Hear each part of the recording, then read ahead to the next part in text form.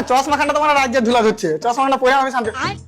বাল তোরা কত আর বলবো যে আমার সামনে রুগী ফুগি রাখবি না, রাখলে মানে একটা খাতরা নার্স দ্বারা রাখবি, তাহলে দেখি একটু কাজে মন বসবে। কাজের টাইমে আমরা ফোনের অবস্থা। Hello, doctor Rahmanul speaking. ডাক্তার সাহেব, আমার রাতের বেলায় ঘুম হয় না। ও বলছি যে আমিও রাতে ফাঁকা থাকি, তো তো বলতে চলে তাহলে আমার কাছে রাতে শুধবি তো। আবে তোর কপালে কিল দিব। আর আমার কোনো কাজে লাগবে না। ডাক্তার বাবু আমার বেটা।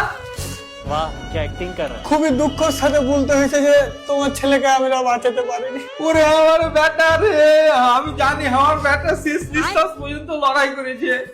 শেষ নিঃশ্বাসের কথা তো বলতে পারবো না, কিন্তু যখন ওকে ভর্তি করতে নিয়ে আসে তখন ওর সাথে আমার এবার মুখ ফাটাফাটি লেগে গেছিল। তোর মাথা ঠিক আছে তো? কেন?